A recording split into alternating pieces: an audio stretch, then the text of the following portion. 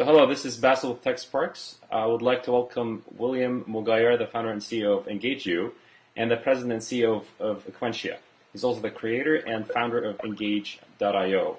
William is an entrepreneur with 30 years of technology industry experience. He's the author of 2 books. He's a business visionary, original thinker, and an A-team building specialist. William, welcome to the show. So starting with the first question, William, going to your old startup, what instigated the idea of Equentia, about the creation of Equentia? Sure.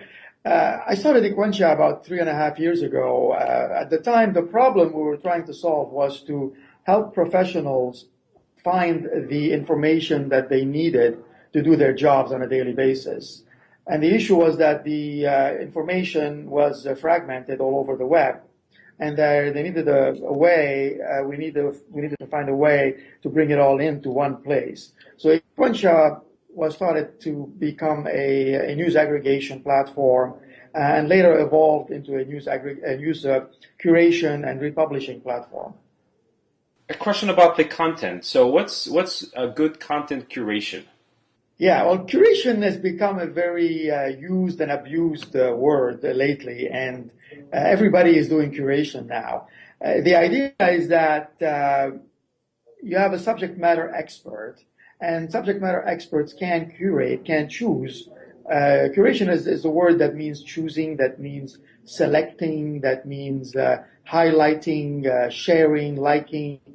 So it's all about bringing the information and making it more visible to others. And if you think about it, everybody is a curator. Every time you like or you share a piece of information on Twitter or anywhere else, you are in fact curating. You're sending a small signal of curation. But if you bubble that up to the, kind of add it up on the crowdsourcing level, then you can call it curation with a publishing objective. So you can curate to just expose something, but you can curate to publish something as well. So going to Equentia again, what competitive advantage that Equentia offers that users, that other similar services do not offer?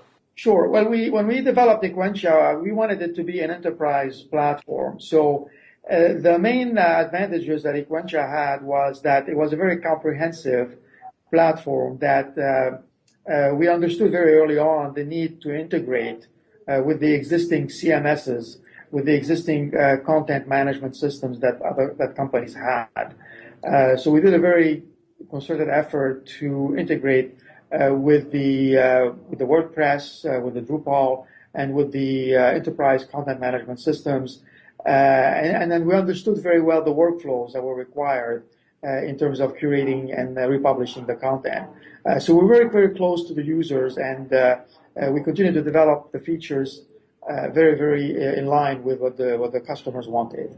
And looking at news innovation, what do you think is the next big thing in the news innovation space? Well, the next big thing is a little bit still difficult to put your finger on it right now, because the news industry is undergoing some challenges, because everybody wants the news for free. Nobody wants to pay for it. So all of the traditional business models and revenue models are being challenged. And it's not very clear, to be honest. I'm not sure really how it's all going to unravel. But one thing is for sure is that the traditional models of the newspapers and the print publishing is totally changing right now, because the cost structures are too high, basically, to support the decentralized, crowdsourced way of that the internet offers, basically, where the information is free or the information wants to be free. So it's a very challenging time, I think, for the news industry right now. So looking at this field here, we'd like to get your comment on it. So they say it's not about whether you have the content or not, it's about how you organize it. What's your thought about that? Sure. I mean, that's what you've described there is the role of the content curator. So the content curator would not only find the right information, but also would organize it in a way that the user can consume it in a very effective and efficient manner. So wherever there are places where content is well organized, then it facilitates the user experience, and then it facilitates the consumption, whether it's on mobile or whether it's on the desktop. So the curators have a role to play in making that easy for the user. It's part of the publishing workflow, basically. Let's look at the fun stuff now. So jumping to your second startup, Engagio or Engage.io, what instigated the idea of the creation of Engagio? Sure. I started Engagio about 7 months ago in October of 2011. And the idea came out of my involvement in the blog that Fred Wilson runs. Fred Wilson is one of the top VCs in technology in New York. And his blog is called avc.com, just avc.com. It's a very active blog. And there are lots of comments. Every time he writes a post, it generates maybe 200, 300 comments. So it's a very vibrant community of commenters.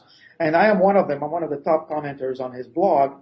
And it dawned on me that it was too much to handle because I was commenting on his blog and other blogs. I was discussing content over Twitter and social networks. I was finding it very difficult to manage all of these conversations. So I said to myself, why don't we have a single tool that unifies all of these conversations into one place? And that's where the idea of Engagio came about, in trying to unify that into one location to make it a lot easier for the end user to see their conversations and respond to them in one place. So, William, they say if content is king, then conversation is queen. How important for businesses to engage and nurture with their customers, and what is the impact of this on the brand? Absolutely. This is a very, very important trend right now that is emerging in the social web. So if you think about it, when we like and share something on the social web, it's one level of a social gesture. It's a signal.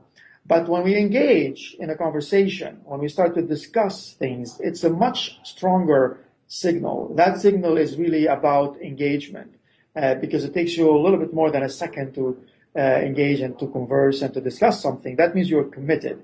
So the brands have to be engaged with their users over the social web, over the online web, and that's really where the value is going to come from. And basically, when you start to discuss content, you are providing a lot of context into the context. So it's not just content, it's context. You add context to the content and you have conversations. Out of that, you end up with relationships. You start to deepen the relationships with your users, with your customers, and you also start to develop new relationships from the business perspective. And that has been my story as well, that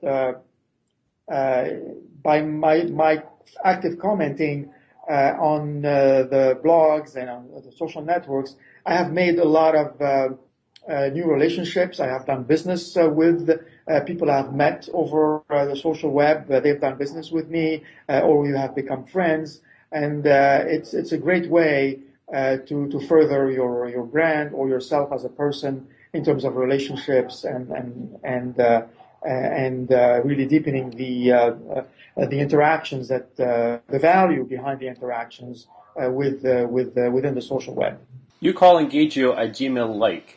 Do you think creating products that are easily deployed in big companies would help a startup get acquired, or at least was that a strategy that you included when you founded Engagio? Well, I mean, acquisition is not really a strategy that we had, or shouldn't be a strategy for anybody. It's something that happens as an outcome of whatever else you're doing that is correct. So in our case, the Gmail aspect was that because Gmail is a very familiar tool, so we wanted to introduce a tool that looked like some other tool that was very familiar to users. Millions of users spend their day on Gmail. They live by Gmail and they have it open all the time. So by making Engagio look a little bit like Gmail, then we provide this very familiar look and feel to the users, and it helps in the adoption. It helps in the ease of use. And when users see something that's familiar to them, then it makes it easier for them to adopt it. So that was really the impetus. That was really the driving force behind making it look like Gmail. If the outcome becomes an acquisition, it's too early to tell, but that's really kind of the origin of it. So it's not a goal, it's more of something that happens at the end. Looking at the financial side now, what's your monetization plan or business model in Engage You? Sure. That's a very important question.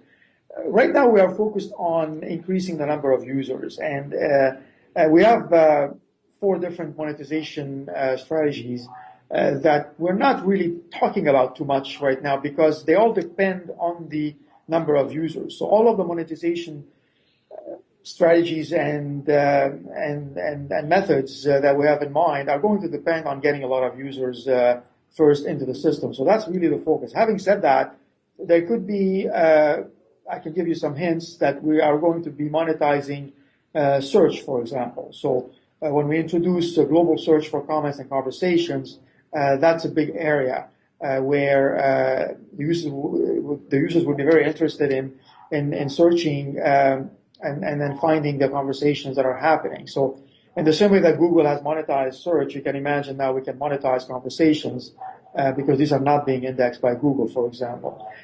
We can possibly introduce some ads into the inbox. We can also possibly do a freemium model where for some users that are high-end users that are that want more capabilities, maybe multiple accounts, maybe more analytics. For those users that are business users, they may have to pay a freemium type of fee. And these are some of the ideas that we have in terms of the monetization and revenue ideas that we have. So you're an art entrepreneur who lives in Canada. You have a startup based in Canada. What do you think of the startup scene in Canada and also the Middle East compared to, let's say, the Silicon Valley? Sure. Well, I'm based in Toronto, and I've been in Canada for many years. The environment in Canada is improving. I wouldn't say it's perfect or great. It's improving, especially in the big cities like Toronto, Montreal, and Vancouver, where there's lots of activity and there's a new level of funding that is coming into play. Obviously, everybody likes to compare themselves to Silicon Valley, and nothing is going to be exactly like Silicon Valley. Every region, every ecosystem has to find what works for them and then work on what's missing from their ecosystem and try to fill the gap. The best thing that could help the future of these ecosystems is to have more successes. Every time there's an entrepreneur that is successful, that has an exit or that has a big upside, every time that happens, then that entrepreneur and whoever were working with that person, then most probably will reinvest into that region. So as far as the Middle East is concerned, I think we need to see more successes. We need to also fund a lot of technology education. So we're in the technology space, and it really starts in the universities.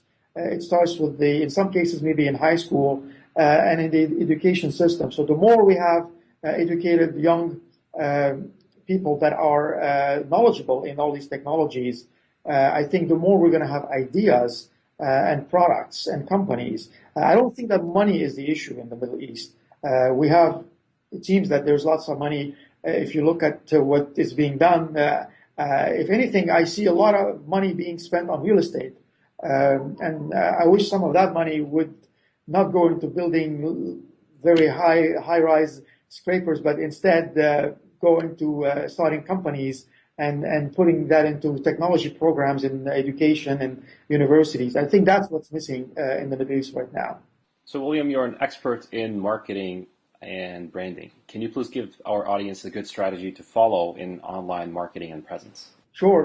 Right now, in a way, it's becoming easier because the importance of the online world and the importance of the social media is increasing. Maybe a few years ago, it would be a fraction of what you had to do because you had to still rely on print and traditional methods, which are mostly more expensive. But now there's a lot more emphasis on the online, on the social web, and using those channels is not very expensive, but it is effort intensive. So it takes time because it's more fragmented. So you have to go and find the influencers. So what you have to do now is not just go to the New York Times and the Forbes magazines and all of these traditionally strong publications if you want to tell your story. You have to go to the influencers, and the influencers could be many. They could be bloggers. They could be just mostly they are bloggers, to be honest, and they are the ones that have a following. So the advice is be one of them. Become a blogger. Start to blog and write about your ideas. Display some thought leadership. Have people follow you. People can follow you on Twitter. They can follow you on your blog. They can come and comment. Start to engage. Again, back to the engagement. Engage with the whole online universe, and then good things will happen, because then you will start to raise your visibility. So with the internet, there's no distance. So somebody that has a great idea, whether they are in the Middle East or in Silicon Valley or in Toronto, it doesn't matter. Ideas do not care about the distance. So I would encourage everybody to just use the online channels very, very strongly and very effectively. You're a visionary. What trends do you see emerging in the online and mobile spaces?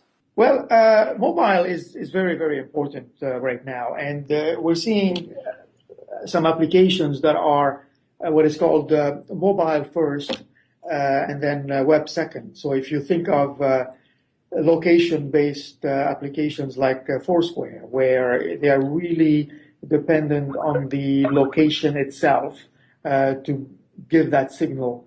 When you look at applications like Uber, which depends on the location, the geographical location of where you are to call you a taxi or a town car to pick you up. All of these applications are very much taking advantage of the geographical location mobile aspect. So I think mobile, we're just beginning to scratch the surface of creativity in terms of mobile. I'd like to see more applications that are very dependent on mobile, obviously.